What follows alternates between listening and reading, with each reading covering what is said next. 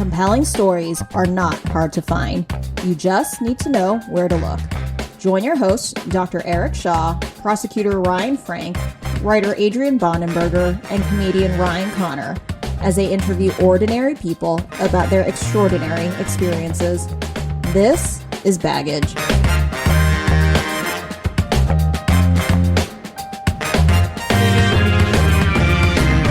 Welcome to Baggage. I'm Ryan Frank, and joining me is, as always, Dr. Eric Shaw and comedian Ryan Connor. And joining us this episode is Mark. Mark is a veteran of the Marine Corps, spent 20 years in the Marine Corps. After graduating college, he immediately went to officer candidate school, then the basic school, then flight school, and became a UH-1 Huey pilot, which he did his entire career. We'll talk about several tours he did. And then near the end of his career, he was stationed at the President's Squadron, HMX-1, flying for the president. So, Mark, welcome to the podcast. Thanks, Ryan and Ryan. And Eric, I'm glad to be here. I've known you guys for a while. This is pretty cool to catch up and have this conversation. And I got to just one thing, it probably won't be worth talking about unless you want to get into it. But there was a small delay between graduating college and starting in the Marines. I had like a 6-month backup before I could start. So hold on a second. You graduated OCS, right? You'd already done OCS. Now, did you do... What is OCS to people who don't? Yeah. So OCS is Officer Candidate School. You probably hear the term boot camp all the time. So boot camp is what the enlisted Marines go through, and Officer Candidate School is just the equivalent. And so typically enlisted Marines go to boot camp after high school, or if you're in the officer pipeline, you go to Officer Candidate School, OCS, during your throughout your college experience. So for me, and it could be broken up into 2 6-week periods or one 10-week period. I did what was called a PLC, Platoon Leaders course. And so for my freshman summer of college, I went to Virginia Tech, go Hokies. I went to my first 6 weeks of OCS, and then you take a summer off. I went back for my second 6 weeks, and then I graduated. Ryan, you remember my commissioning. You gave me my first salute. I'll never forget that. I do. And you had to remind me to cut my salute because I didn't even know what I was doing even back then. But so after that, I had to wait. There was a 6-month timing. But after that, I did start with the Marines, and I went. So Ryan Connor, so Officer Candidate School is kind of the first thing. And then the next step is no matter what you're going to do in the Marine Corps, on the officer side, you go to what's called TBS, the basic school, where you just, it's a 6-month course where you learn the basics of, really just being a leader and an infantry officer. And then from there, you find out what you're going to be doing. In my case, I had a flight contract that I got while I was at Virginia Tech. It was part of my process of signing up to be a Marine officer. I took a test battery. Third time was a charm. And then that put me on my path to be a pilot. And when you first started that path to being a pilot, did you did you have a goal in mind for what you wanted to fly, or is it kind of like wherever this takes me? Was there ever a point where you're like, maybe I'll fly the president? No, God, no. What? No. So, and I honestly didn't even know that I wanted to be a Marine for sure. So many people don't know this. Even when I found myself in the squadron, other Marine pilots didn't know you can take this path. So you've probably heard of ROTC. It's where, your college education is paid for by the military. You obviously apply for it. It's competitive. When you graduate, you're obligated to a certain amount of years in service because you got your school paid for. So now you're obligated to go in. What I did was called PLC, Platoon Leader course. And so basically my college was not paid for. You get a little kind of stipend, a little bit, but it's not much. But the big difference is when you graduate college, there's zero obligation. So you can just kind of decide, okay, I've had 4 years to think about it now. This is for me. This is not for me. But the PLC wise, you're a normal student. And so plenty of external factors, plenty of influences. When you graduate, you can kind of you could do it or you could not want to do it. So I knew that if I was going to go that route, then I wanted to fly. My dad was actually a Huey Marine Corps pilot as well. He never, ever pushed me in any direction whatsoever to do this. They really just wanted me to do whatever I wanted to do. But I kind of, in my mind, I honestly just looked at it as like a backup plan. I'm going to do this. I'll suck it up. I'll go to OCS, if I'm going to end up doing, I'm definitely going to want to fly. And then I'll make my decision when I graduate and see if this is what I want to do or not. And then Ryan, so just to get back to your original question, to me, it was always just like a backup plan. And then here I was a senior. I had no direction. I was a public relations. I was a communications major. So not the hardest major by any stretch. I like milked it because I was approaching graduation. Like in most college students, I had no clue what I wanted to do. So I ended up extending another semester. By that time, I had enough friends that graduated on time. Almost all of them, were back home living with their parents. Well, and I kind of had like a moment of realization. It wasn't like all right, I might as well go, join the Marine Corps, be a pilot. It was kind of like how am I even second guessing this? Like, I'm going to get paid to go fly the most advanced, cool aircraft in the like this world has to offer. Like, second most coolest aircraft. Good. That's true. Frogs forever, brother. That's right. And so it was kind of like, yeah, of course I don't want to go live with my parents. I want to take door number 2 just because it's awesome. Did you have in your mind that you wanted to be a Huey pilot? You said your dad was a Huey pilot. Did you want to be a Huey pilot? Once you go through the first part of flying flight school, it's all Navy Marine pilots. They start out flying on an airplane. Back when I did it, it was the T-34, an old turboprop. Now it's a T-6. And then once you finish there, you basically select, okay, what pipeline are you going to go down? The helicopter pipeline, the cargo air, the heavy airplane pipeline, or the fast mover jet pipeline. I selected helicopters. And immediately when I knew I was going to be a helicopter pilot, I 100% wanted to be a Huey pilot.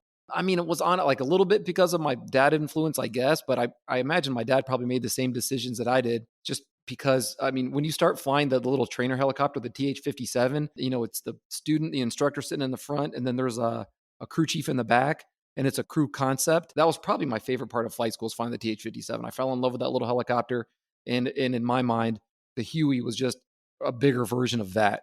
Now, it is the Huey. Is that the helicopter that is Marine 1? No, so the Marine 1 is the VH-60 November and the VH-3D. So it's the Blackhawk and the Sea King. Gotcha. So you spend your career flying whatever helicopters you end up flying, and then if you go to HMX-1, you learn to fly those helicopters while you're there. What movie are Hueys in? All of them. All the Vietnam All movies. the Vietnam movies. It's Apocalypse Now. Dun, dun, There we dun, go. dun, dun, dun, dun. They're flying Hueys. Yeah. The helicopter is far more advanced now. It's 4 rotor blades instead of 2, like you see in most of the movies. Cockpit's all glass instead of steam gauges. So the helicopters come a long way. Almost every branch will have 3 categories of helicopters: light lift, medium lift, and heavy lift. In the Marine Corps, the Huey is the light lift, which means shortest amount of flight time, but most maneuverable, most agile. The medium lift was the helicopter I was on, the CH-46. Those are kind of the workhorses where they get the majority of the work. And then you have the heavy stuff you need to carry. So if you have to carry like artillery or Humvees or something like that, then that's the CH-53. The 46 has been phased out. Now it's replaced by the V-22 Osprey. So the tilt rotor, it's the one that's got the 2 rotors, and they can take off vertically, and then the rotors tilt, and then it turns into an airplane. Pretty cool airplane. Yeah, I guess so. Ryan Frank here wrote a paper on them called he called them the shitty copters. This is the problems they had in the early days. Well, the CH-53, the nickname of that is the shitter. It's called the shitter because it's always broken. Yeah. It's always shit and fluid everywhere. But if it's not, then you're concerned because it's probably not hasn't been serviced. So you leave flight school, you find out in flight school you're going to get Hueys? I remember it was like yesterday. It's like draft day. One of the instructors comes out, all your classes all in a big gaggle, and you put in your preference. So you can choose what's more important to you, where you want to live versus what helicopter you want to fly. So more than anything, I wanted to live on the West Coast. I wanted to be stationed in Camp Pendleton. So I put Huey's West Coast, 46's West Coast, 53's West Coast, and then Cobra's West Coast. Nothing against Cobras. Those guys are great. So Cobras it's a relatively the same size as a Huey. It's the attack helicopter for the Marine Corps. A little skinnier. It's tandem seated, no crew, tons of weapons and cool stuff though. Yeah, so I wanted everything West Coast. So I listed all 4 helicopters West Coast, and then I listed all 4 East Coast, and then I listed all 4 in that same order, Okinawa. Back then, those were like your options, basically. I mean, I did okay. I guess I did good enough, right? I did get my first choice, and I got I selected Huey's West Coast, and that's all she wrote, man. So you get to a squadron on the West Coast. Is it like everything else in the Marine Corps? You're at a squadron for 3 years, and you get to a new squadron. I mean, how's the military life as a Huey pilot? I guess your typical path is you're on 3-year orders, So you first go to the West Coast, and so I've been flying the TH-57. You go to the training squadron, the FRS, the Fleet Replacement Squadron, which is called HMLAT 303, Helicopter Marine Light Attack Training Squadron 303, where you learn to fly the Huey. Finishing that, you get selected to go wherever your fleet, your actual squadron is, where you're going to go and do deployments and stuff. So this was back in 2005. So this is, we know, when kind of Operation Iraqi Freedom was going on. And so, but yeah, the basic path is you're on 3-year orders. And after that, there's no single guy or no two guys have the same career path. And I'm definitely a testament to that. I mean, I stayed in the cockpit for, really 4 back-to-back deployments, all with the same squadron, which is extremely rare. Wow. In the middle of that, I did go get assigned what's called an IA billet, an individual augmentee billet, or I temporarily left for about 6 months, and then I rejoined my squadron while they were in Iraq. So that turned out into an 11th month deployment for me, actually, which is long, but it was a blessing to get back to my original squadron. Let me ask you about deployments. We go on MEWs typically, the Marine Expeditionary Unit, the skid squadron. So I say skid squadron, those were the helicopters. Hueys and Cobras have skids instead of landing gear, so we called them skid squadrons. But back then, that was the rotation, is if you were going to go on a boat deployment, it was going to be a MEW. But the squadron I was attached to was on the dirt det cycle. So we were in the cycle of going to Iraq and back, at least when I first started. All right, so when you're first in a squadron, things are kicking off. Yeah, because I was in Iraq 2004, 2006. So the Marine Corps has a pretty good presence in Iraq during that time. So do you join your squadron when it's already in Iraq, or they were going to Iraq? No, so this is no kidding. Like day one, so you guys know Morris, right? Yeah. So we go on with the XO. I'm not kidding. He's like getting his ruler out to measure our like badges and make sure our uniforms are all, and it's all this. And then, but it was kind of an act, because we've only heard stories being at, going through the FRS squadron, as learning to fly the Huey. You've heard, wait till you get to the real squadron. Like, these guys are like salty, like they've been to war. It's going to be nuts. Like, get ready for it, man. It's going to be like, it's crazy. You're so screwed, skid squadron. They eat their own young and this. And then we're like, okay. So we're checking in with this XO. He's measuring us. We're like, oh man, all the rumors are true. Like, we're so screwed. Like, what do we get ourselves into? Second guessing all of our life decisions. And then he like finishes up and he goes, all right, boys, go home, get your board shorts, and be back in like 2 hours. And we were like, what the hell's going on? It turns out we were just getting ready. Our squadron was getting ready to do a change of command, where it means the commanding officer who's been there for a year and a half, 2 years is leaving and passing the torch on to the new commanding officer. So the CO was a fantastic CO, the one that was outgoing. So they rented 2 party buses. They surprised him with this. They got his wife involved, packed him a bag, blindfolded him, brought him out. Everyone, we got our board shorts. We load on these party buses, and we went to Vegas for the weekend as his like going away party. And so we're getting on this bus, like all of like us, like me and like Morris and all of like the boots is what the new guys are, like the rookies and the squadron are called the boots. The boots are all on one bus, and all the other salty dogs are on the other bus. And here we are, like, dude, none of those rumors were true. The fleet is awesome. We're going to Vegas on our first day. Like, this is so cool, man. Like, I love the Marine. Like, I love skids, and and it was an awesome weekend. It was fucking unreal fun and a great introduction to this community. But getting back, okay, like now we regret our life decisions and the fun's over. But you kind of had to be, because we were training, to kind of constant rotation to go to combat and back. So sure, you had fun and you wanted to build that camaraderie, but you had to get down to business when it was time to do it, because you're about to deploy to go to combat, and you had to get each other's backs. Tell us about Iraq. You get to Iraq, and what area of Iraq were you stationed?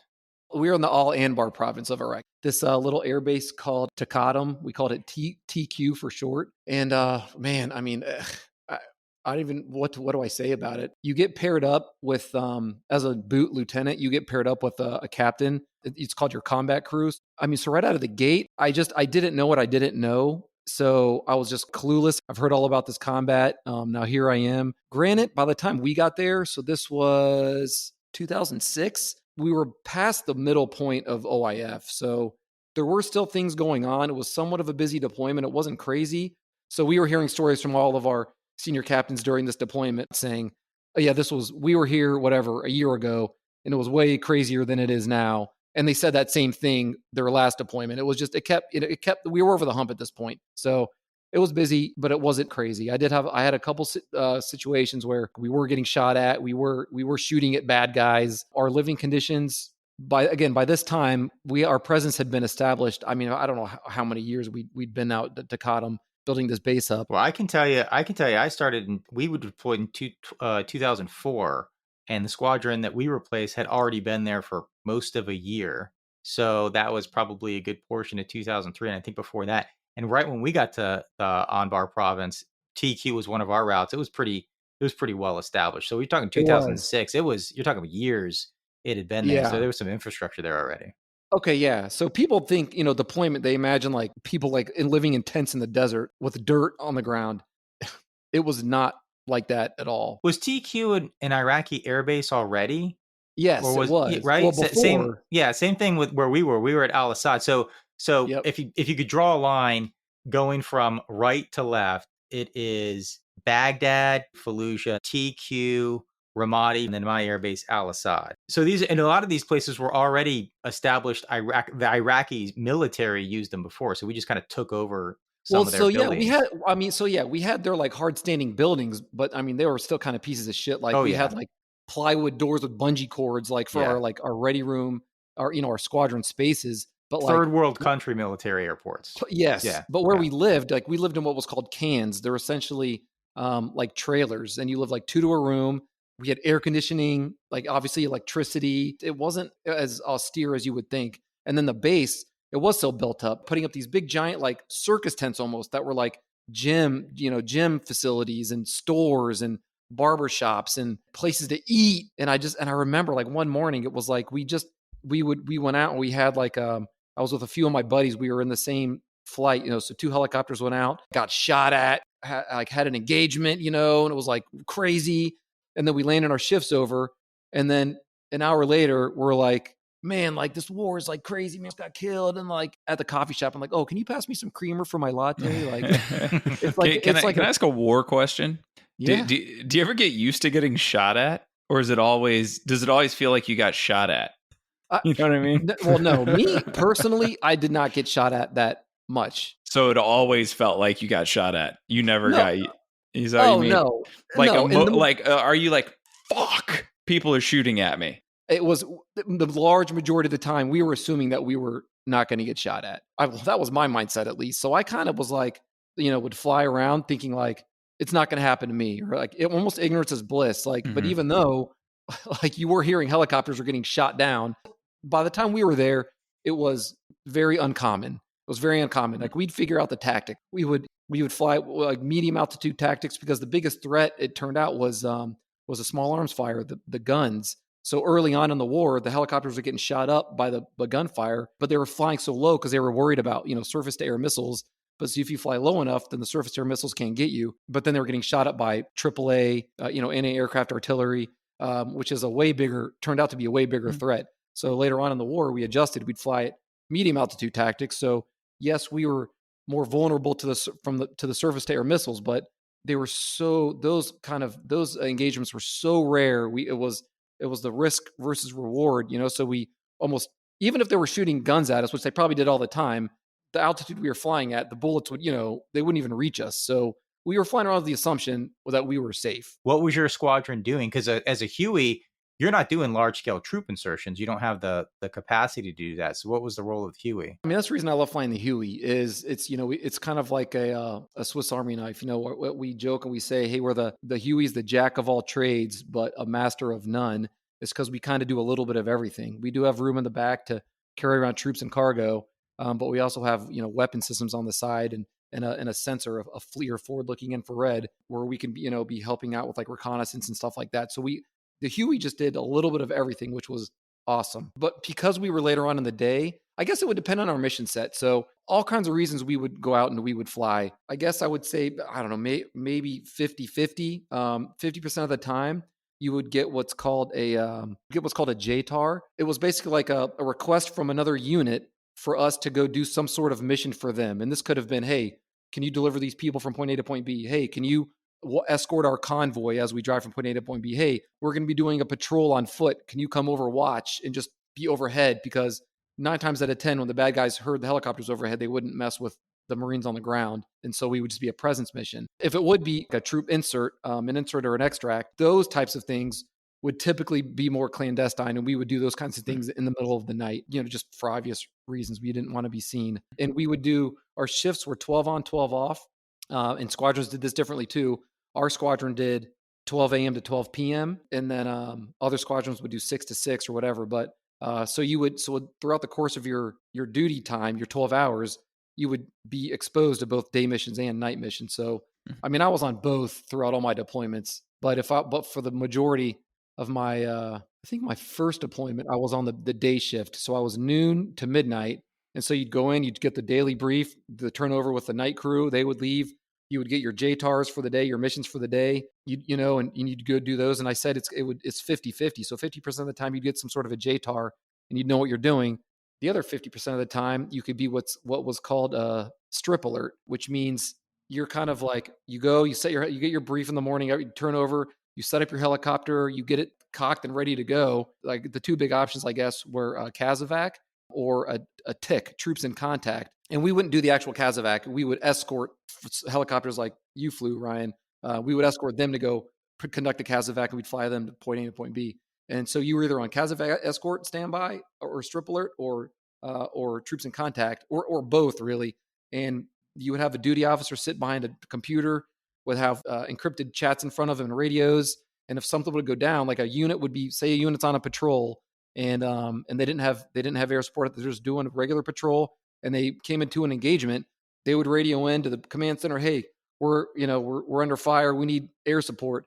They would come home, our duty officer would see it, he would sign this siren that would, we would hear it all over the camp, run your helicopter, get in, start as fast as possible. As you're starting it up, the duty officer is talking to you on the radio, hey, go to this grid and this unit needs air support, and you're off to the races supporting them on a troops in contact. And so that was kind of really what you did for 7 days a week, is you went in, did your turnover, and then you did your missions. All right. Obviously in war, it's not like everyone has weekends, right? But does everyone get like 1 out of every 10 days off or something, every 1 day a week where it's staggered or anything like that? There is no black or white answer to that. It would depend on how many people you have. I mean, at our squadron, they would, the schedule writers and the operations department would do their best to give someone like a day off here or there, maybe Gotcha. once a week, maybe once every 2 weeks, maybe once a month. But sometimes just the battle rhythm wouldn't allow for that. I have had deployments where it was way more lax than that type of battle rhythm, but certainly it was possible where you'd be 12 on, 12 off, 7 days a week for 6 months. I mean, that's just Gotcha. it sounds exhausting when you talk about it. You just get so used to it. You don't think about anything else. You don't think, oh, I really need a break. It just becomes the way of life. Did you ever have a deployment to Afghanistan? Yep. So my first 2 deployments were Iraq. The second of which was 11 months, just because I did my third deployment, yes, was to Afghanistan. And honestly, Afghanistan. So we were in the Helmand province at a base called Bastion. Afghanistan is, I guess, what I would imagine is what Iraq was a year before, maybe a couple years before I got there. So it was a little busy, meaning like operationally, we saw some things. The base was not built up quite as much as Taqadum was. We were living instead of 2-person cans, like I talked about the trailers, with air conditioning, all this stuff. We were in these tents essentially. So, I mean, I don't know how many, it was maybe 15 of us in the tent. I mean, we had hard floor, I guess, but it was like dirt was underneath the tarp underneath of us. It wasn't, I'm not complaining by any means. You had a roof over your head and a bed to sleep in. And it was certainly way better conditions than, a lot of those Marines who were out in the, beyond the wire had to endure. But it was a little different from the pre-deployment. But certainly I want to make it very clear that what we, as the unit we were with and the operation we were supporting, our living conditions were just a joke compared to what the actual infantry Marines and those Marines out beyond the wire, those are the grunts that were enduring hardship on a day-to-day basis and just living in the shit and making the real missions happen. And that's as helicopter pilots, from day one, our whole life, our purpose in life revolved around supporting those Marines on the ground. So I'm talking here, I sound like I'm complaining about sleeping in a tent versus a can. I'm not, but I know that it's nothing compared to what the Marines Beyond the Wire were dealing with. That's not lost on me by No, any I means. didn't hear complaint. I heard comparison. I mean, that seems kind of uniform with everybody I've talked to, because I never went to Iraq or Afghanistan. I was only in Iraq, and Iraq seems to be somewhat. I mean, as undeveloped as that country is, it's urban compared to the Wild West of Afghanistan. That is just like all wilderness and desert, and Yeah. there's no infrastructure pretty much anywhere. Maybe Kabul, but other than that, it sounds like you're pretty much everything's a remote outpost. It is very desolate. Yeah, It's it's also desolate. the altitude. Did you find? I've also heard that from other pilots that the altitude, like 46s, didn't get a lot of play in Afghanistan because the altitude was so high that they couldn't get much lift for medium and heavy lift aircraft. So it was just more difficult flying. Did you experience anything like that, or did it not affect the Hueys? By now, we had the Yankee model Huey, the new 4-bladed model, and that thing was like a compared to the November. I mean, it was like going from a Peugeot to a Ferrari. I mean, it was so we didn't have any issue. Okay. Yeah, we didn't. Now, with all those deployments, HMX, obviously, your stateside for most of it. With those other deployments, what was your family life like at that time? Were you married? Any kids? So, yep, another another fortunate piece of my timeline is I didn't get married until I was at HMX. So, all my 4 deployments, I mean, I had plenty of friends back in San Diego, and my not married, but my family lived on the East Coast. But I was single. I mean, I might have had a girlfriend. I'll cut that for your ex girlfriends. Like, I think I maybe had a girlfriend. Different deployments, I had different girlfriends, and sometimes I was just completely single. Okay. So, but so I was so sure it was tough to be away from the ones you love, but now that I have a family, a wife, and a kid, man, and I know guys around me, guys and girls did it, and they do it to this day. They did it back then. I I don't know how they handled deploying, being away from their. I mean, I don't know, spouse is tough enough, but a young child. I don't know that I would have been cut out for that. I mean, now that I have a son, I'm just so lucky that I'm not in a position where I have to leave for months at a time anymore and come back and see your young child that doesn't recognize you anymore. That would just eat my soul. I don't know if I'd be able to handle that. I mean, I know people do it all the time. Maybe you'd flip a switch and figure it out. No, I was very fortunate to not have my wife and a child back then. At HMX, I did, and I would we do travel a ton at HMX, but never for the most you'd be gone is maybe a couple weeks at a time. So it was, yeah, I was thankful for that. I didn't mind for that reason. I didn't mind deploying. Like I don't know. I looked at it. It was just, again, I didn't have a family. I figured like if someone's got to go, it might as well be me. It's like, it was my job. So I don't know. I was just ready to go. Just deploying never bothered me, but I'm sure if I had a family, it'd be a different story. So eventually, how do you get assigned to HMX? How does a Marine pilot end up at the President's Squadron? So I guess it's a combination of timing, having a certain level of experience, qualifications, and really just not being an asshole or having a decent reputation. Which you guys have known me almost my whole life. I don't know how I came out of this with a good reputation, but no. But so I was at a point in my career where I was a senior major. So some people would go to the squadron if they're a little bit junior in their career, and then go back to the fleet squadron. I was far enough in my career where I went, and this was basically the last thing I did in the Marine Corps. And how do you get in? So they do publish a minimum number of hours and qualifications you should have before you even bother applying.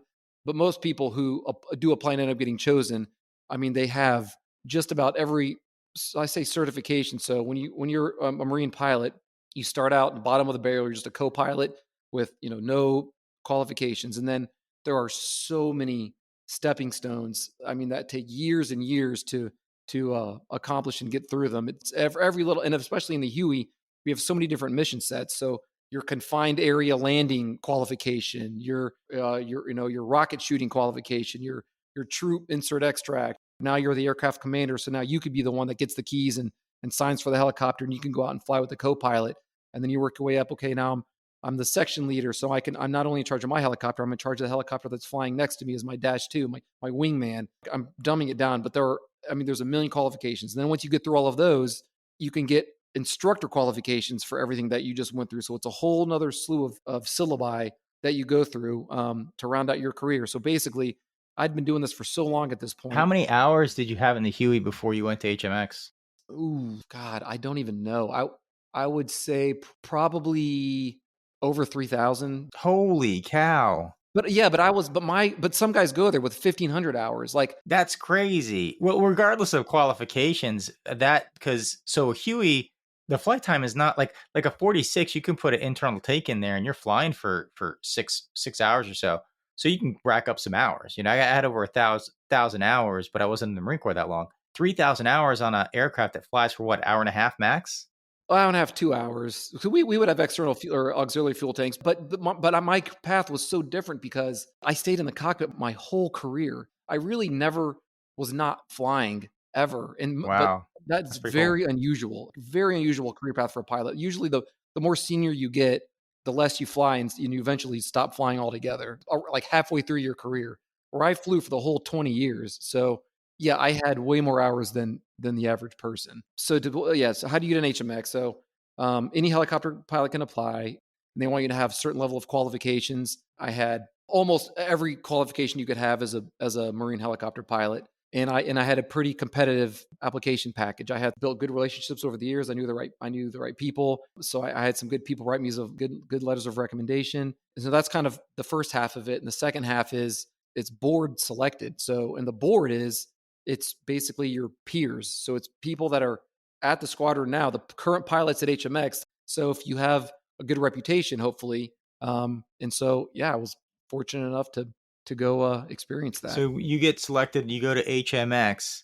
I imagine you're not immediately flying around the president. There's probably a process to go through to work your way up the ranks for that. The large majority of tours you get assigned or billets you get assigned in the Marine Corps are 2 or 3. Most of them are 3-year. You get 3-year orders. You're going somewhere. You're going to do it for 3 years and then move on to the next job. HMX is a 4-year tour, and that's basically because that first year, all you're doing is learning to fly these 2 new helicopters. You're learning to fly the 60 and the H3, which is the Marines don't fly those, and so you're having to learn just these 2 new airframes. So your entire career, you're flying the Huey, never been behind the in the cockpit for a 60 or H3, and you have to learn those.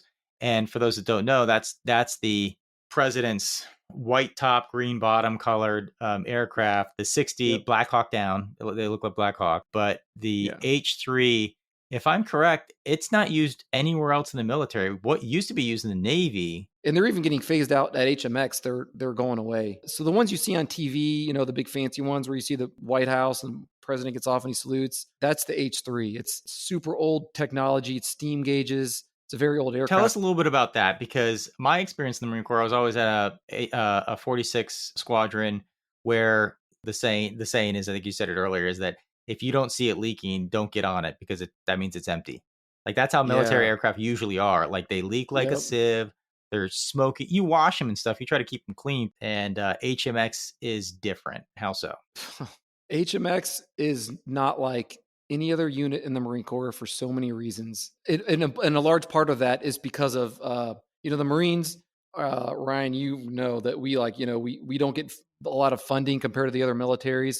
We always, the Marines pride ourselves in doing more with less and just, making it happen. We're just kind of like the gritty of all the militaries, just getting the job done. That's not the case at HMX, not the funding piece. They're obviously good at the mission, but funding. So HMX is what's called an accepted command, and so it's a zero fail mission. They have to make their mission, and so because of that, funding is not a problem. And this became very evident very early in my tenure there. I remember I was a maintenance officer in the Fleet Marine Corps, and we had shells of helicopters in the hangar that we would call cannibalize. We would get parts off of them to put on to fix our running helicopters, just because there was no money, there's no supply chain to get these parts and to get the helicopters fixed. So we would have graveyards of what was supposed to be operational helicopters in our squadron that we would take pieces off of, like Frankenstein, and put them on others. And this was a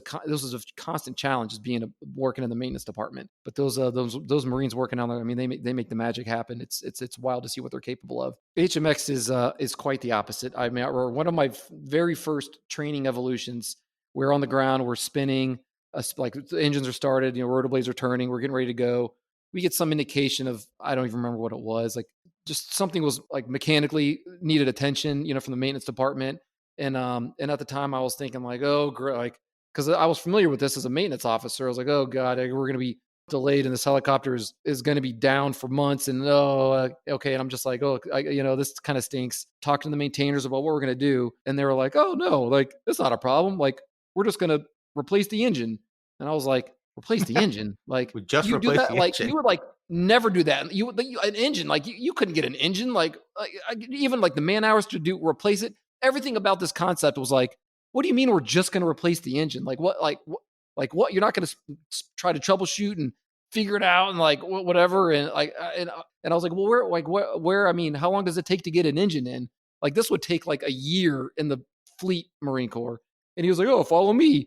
Like walk down the hall, like walk down the other end of the hangar, opens up this giant cargo door, and it's like the engine room. There's just like stockpiles of just engines, and they just like get this little forklift, like take one off the wall. Here we go. Yeah, it was like done like the next day, like ready to go. It's Let me wild. let me give you a little side story and contrast that with Iraq. I remember you jogged a memory for me.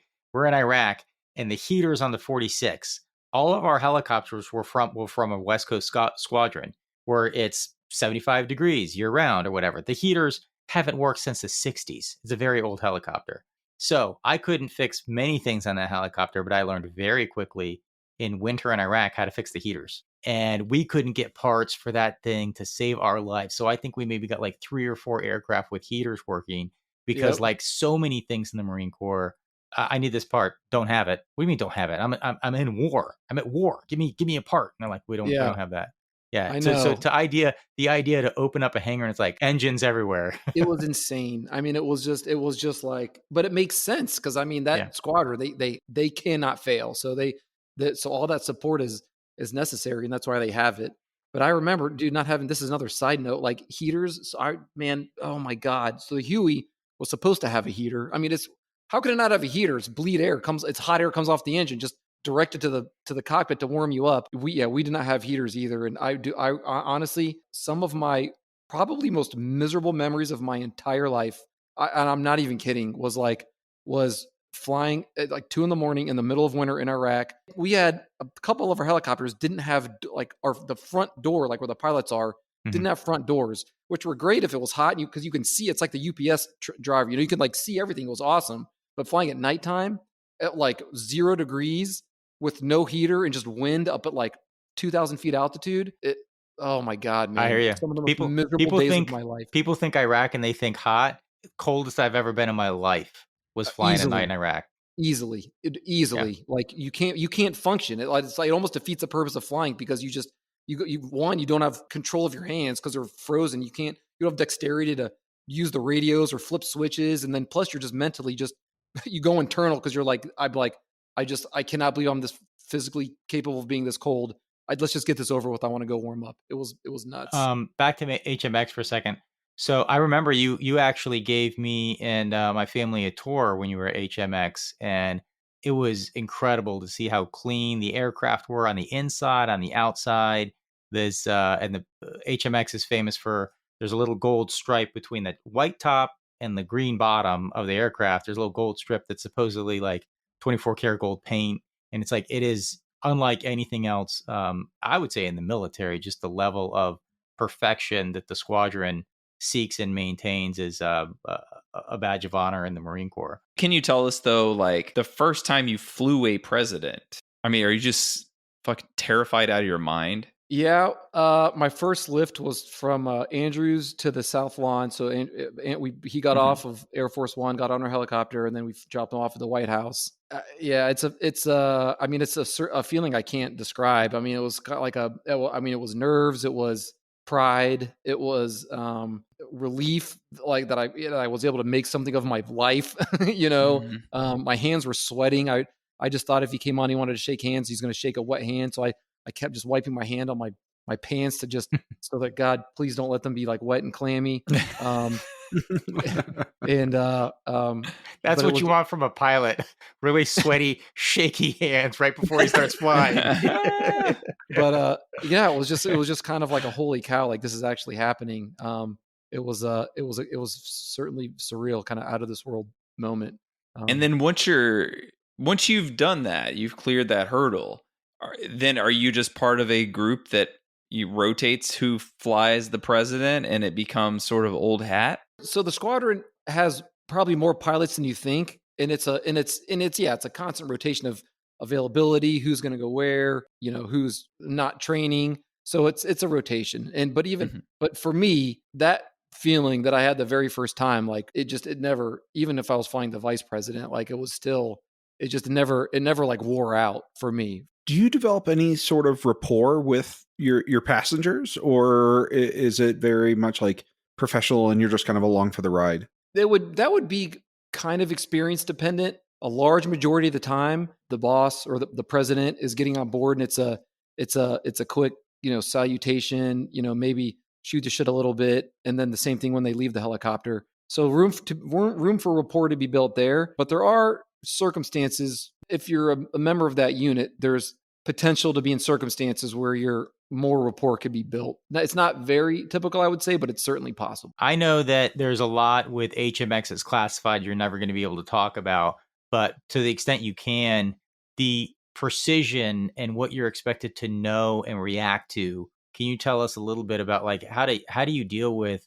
probably so much you have to keep in your head? And is that something that's you're constantly thinking about while you're flying, or is it muscle memory? Like, how do you deal with the stress of when it hits you what the job actually is?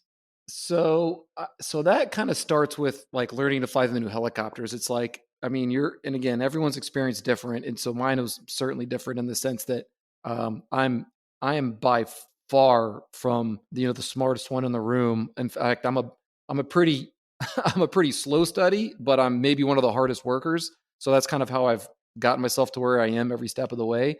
So it starts with learning the helicopters, and we had these two they're still there, I believe, these two amazing simulators. So we would learn these helicopters in the simulator for ground school and the simulator first, and the whole training department at this unit is world class. And these two sim instructors, they were both previous HMX pilots. Now they're retired civilians, and now they just do the sim instructors. One of them, Jack, call sign Smoke Berrigan, and then Steve Jarakoulis, and just two of the greatest Americans you'll ever meet, who are just put on this earth to be instructors, and they made it manageable to kind of start the process of learning all this new information of these new helicopters, all these checklists, and doing everything quickly and just repetition, and you're doing this for a year.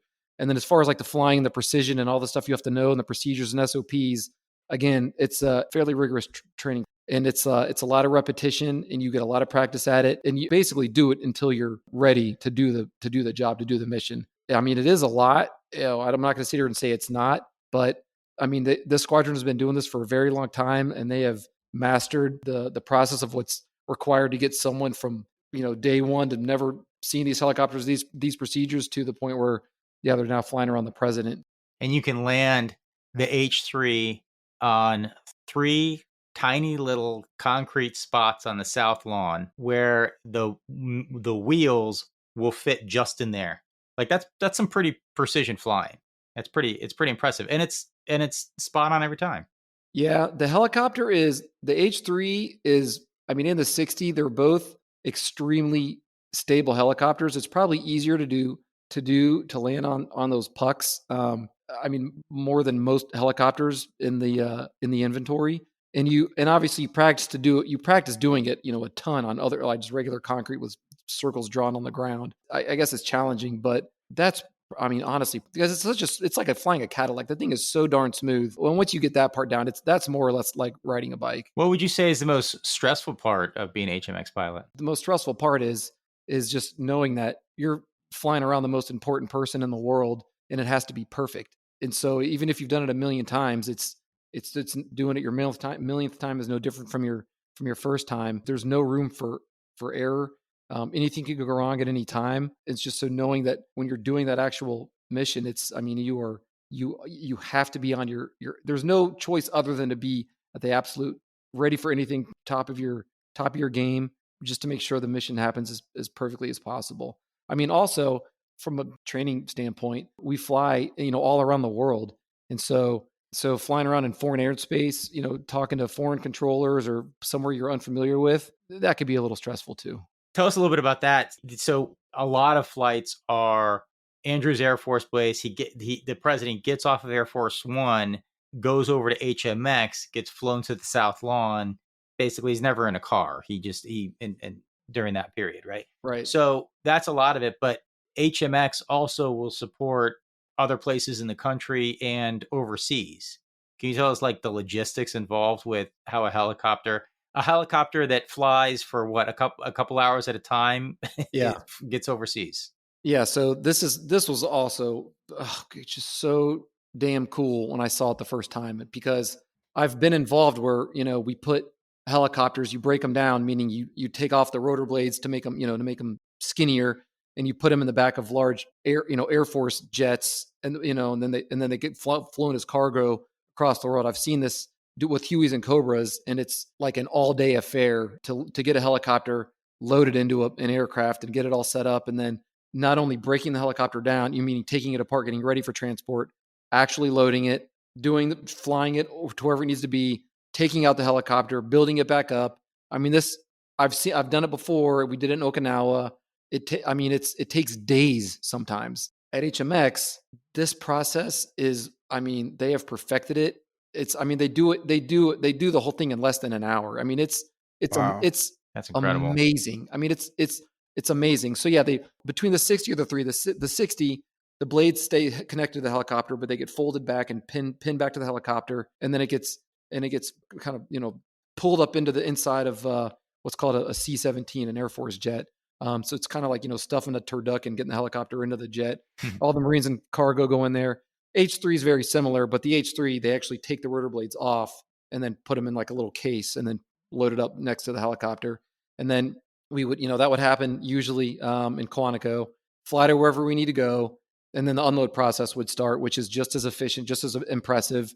They, the Marines that kind of do this job there are the best in the world at what they do. It's unbelievable how efficient and proficient they are at their craft. But they built the helicopter just as quickly as it was broken down.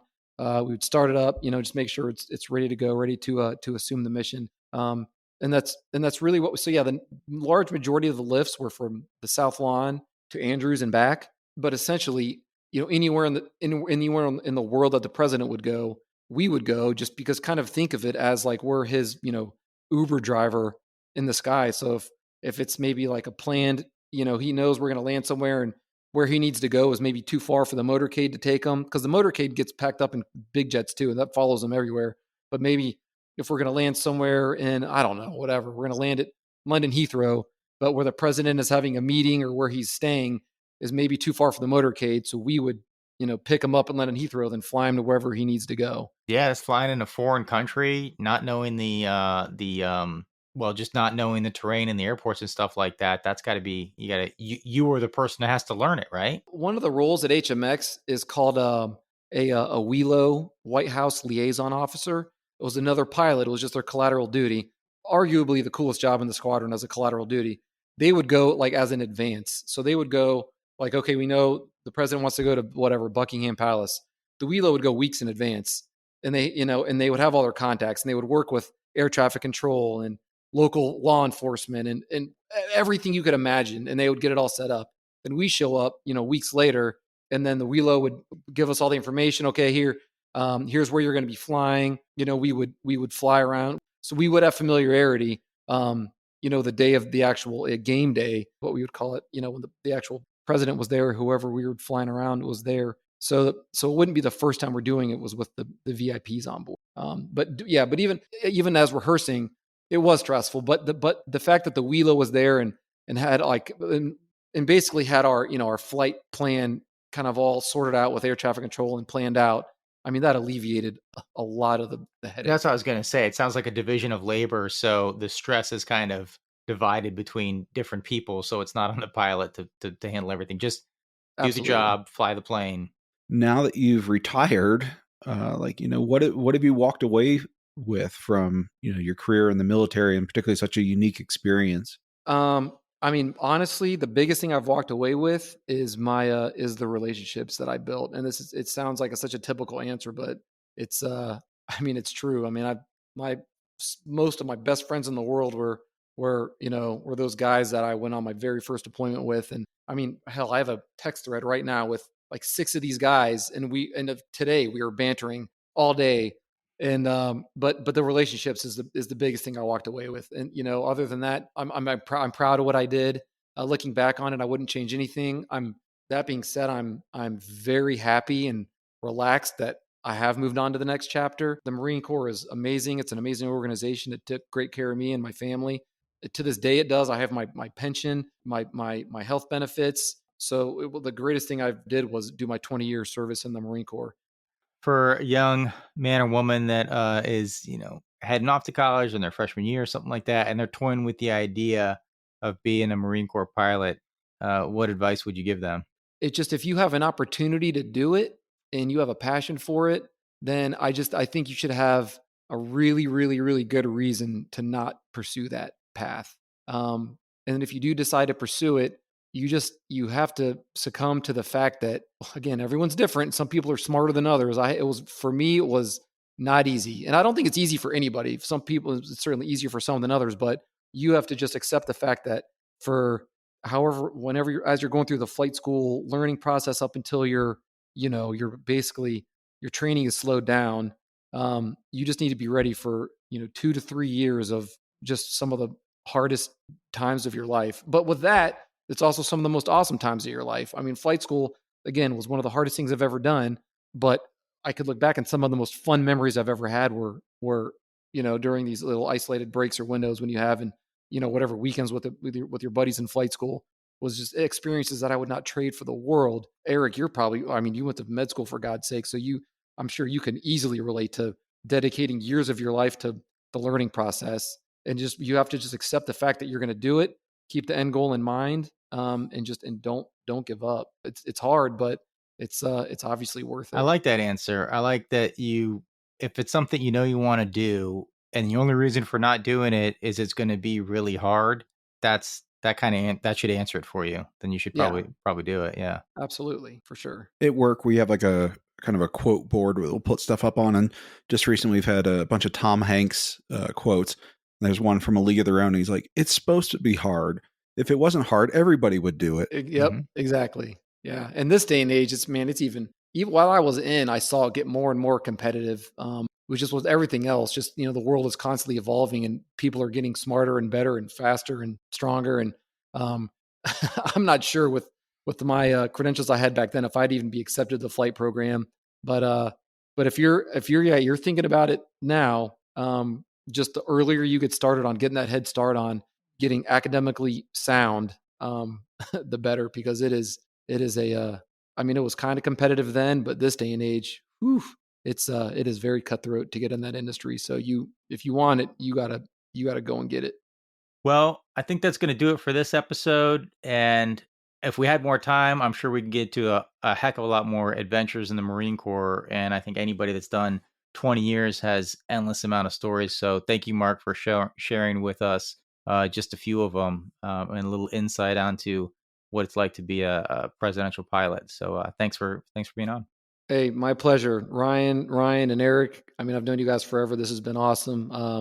This is fun experience for me. I'm be happy to come back anytime if you want to shoot the shit some more or hear more stories. It was awesome to be here. Thanks, Mark. Ryan, is there anything you want to plug? You can just see my stand-up schedule on my website, ryanconnorcomedy.com. The big date, I guess, would be November. I'm shooting, it seems to be 2 new specials in Chicago, November 22nd, 23rd. My book and all that stuff's on my website. Excellent. And that website is? ryanconnorcomedy.com. Connor with an E. All right. And check out the special. It's hilarious. Yeah, I've current not heard a special. negative It's word called about it. Live from DC. I can attest to that. Hilarious. Thank you, Mark. It was awesome. And if anybody has any questions for Mark, you can email us at thebaggagepodcast bagagepodcast@gmail.com, and we'll reach out to him and get some answers for you. So until next time, see you guys later.